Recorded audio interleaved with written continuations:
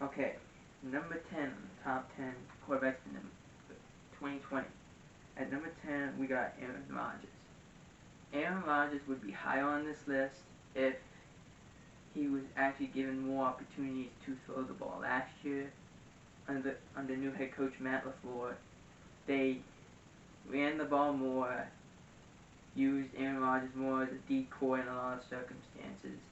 And if he had a receiving core and given another receiver, another tight end, that he could just push the ball down the field more, it would be very explosive. We didn't see him throw the ball into the NFC Championship game. And that was because they had no choice. And he showed up. If you give him the opportunity to throw it, he's going to be hard to stop.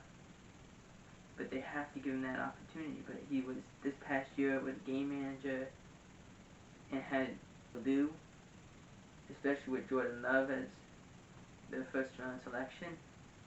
Aaron Rodgers has to prove something this year, and I think he will. Number 9, Matt Stafford. Now, Matt Stafford was on his best year. The offense was great. They put up points. The only problem was he got injured, played 2 games with a broken bone in his back, and he could not perform, and he got shut down for the rest of the year. Statistically, he could have passed 5,000 yards. Was on the best season he's ever had, and they were pushing towards that top of that total point in the NFC. But he got injured. That's the concerning thing with Matt Stafford, is that he does not move around. But if he stays healthy, that offense is explosive. It's going to be a problem for people. Number 8, Tom Brady. Now, Tom Brady is low on this list primarily because when he was in New England that last year, he had no receivers. None. Besides Julian Edelman and a running game, there was no one. Everyone was undrafted rookies, undrafted free agents, and just never made a roster. And so he was legit praying for someone to get open. And when it never happened, he just threw the ball into the ground. And he was doing it on purpose because the team wasn't good. But in Tampa, he'll have Mike Evans, Chris Godwin at receiver. And at tight end, he'll have Gronk, O.J. Howard, and Cameron Brate, and a great defense, and a very good offense in terms of their offense. And their offensive line is very good.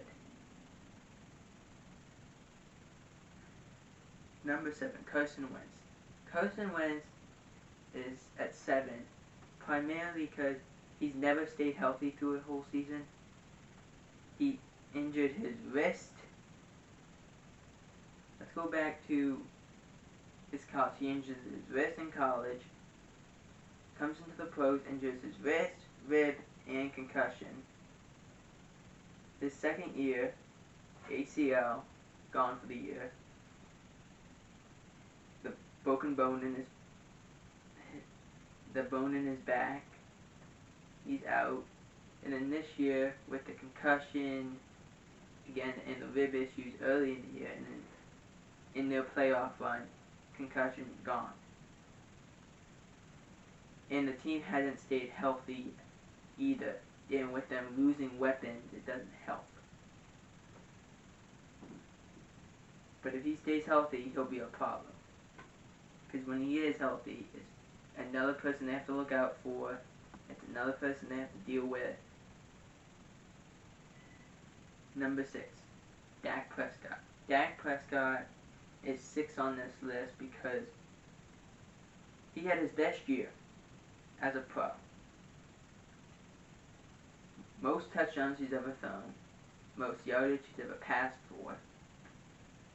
Just the team around him was great. Just the problem was their coach was very conservative, and now we've got a new coach in Mike McCarthy, which specializes in quarterbacks. And Dak going into his 5th season, he has a chip on his shoulder, and that team has consistently gotten better. And now at receiver, they have Amari Cooper, Michael Gallup, and CeeDee Lamb. And Zeke has a chip on his shoulder. Zeke's gonna prove I'm a lot better than what you all think. You think I'm bad? You think I'm old? I'm gonna show you how good I am. Basically, we'll get better because they've brought in so many pieces that will help them. Number 5, Deshaun Watson. Now, Deshaun Watson, a very limited amount of people around him, has always found a way to be extremely successful. Never been one of those guys that will try and just make everything happen. But he's a miracle man because with very limited resources, with one good receiver, when he had DeAndre Hopkins, it was up times. And now without DeAndre Hopkins, that becomes significantly more and more challenging with now having new receivers like Randall Cobb, Brandon Cooks, and has Kenny Stills. It's just going to make that offense more difficult to run. But I believe Deshaun Watson will be able to accomplish it, and they'll be able to make the playoffs again. Number 4, Drew Brees. Now, Drew Brees, it almost seems like every year Drew Brees makes himself better, even though the team may be worse. This year, he passed Peyton Manning for touchdowns in a career. He passed the 536 mark and became, in the years past, became passing yardage leader and completion percentage leader.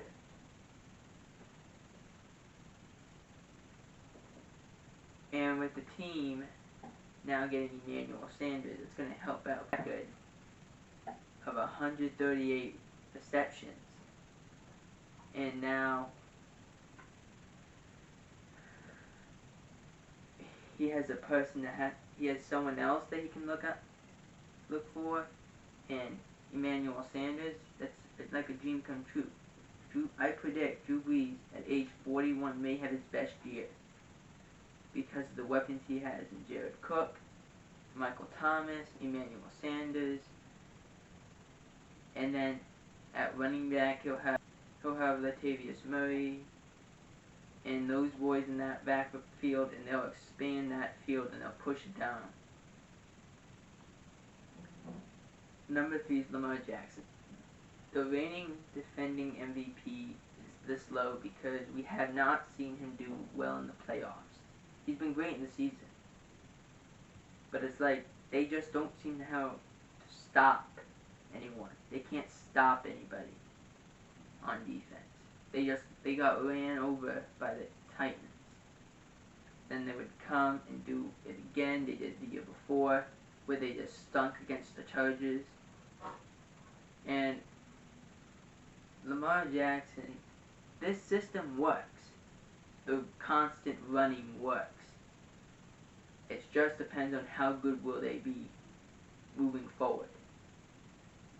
I think they need one more receiver, and if they can do it, they can be good, better than what they were last year. Number 2 is Russell Wilson. Now, Russell Wilson's this high because it seems like every year he finds a way to make the playoffs with very limited resources. He's never had a top 1 receiver. Never. This past year was probably the best tandem he's ever had at receiver, with Tyler Lockett and DK Metcalf. He's never had good receivers. And he somehow finds a way to make the playoffs. He's never missed a start. And they go into a game where it's 17-14, and they go ask Russ, can you pull this game out for us? And he does it on a timely basis all the time. If he's given a team that just has, when DK Metcalf comes into the second year, I predict he'll be a lot better. It's going to make everyone watch out for Seattle, because they're coming. I won't be surprised if they're in Seattle's in a Super Bowl run a few years down the road. And number 1 is Patrick Mahomes. Now this is obvious. This is Super Bowl MVP and MVP the year prior, and has probably the best receiving core in football, the best tight end in football, and you wonder, how much better can they get? Well, I can't really answer that question, but they've consistently found a way to get worse. Losing Duvernay Tardif due to him opting out, and then losing the running back Williams, so they lost their left guard and their starting running back, and then lose Shady McCoy in the offseason. They don't have the team in terms of blocking for him anymore.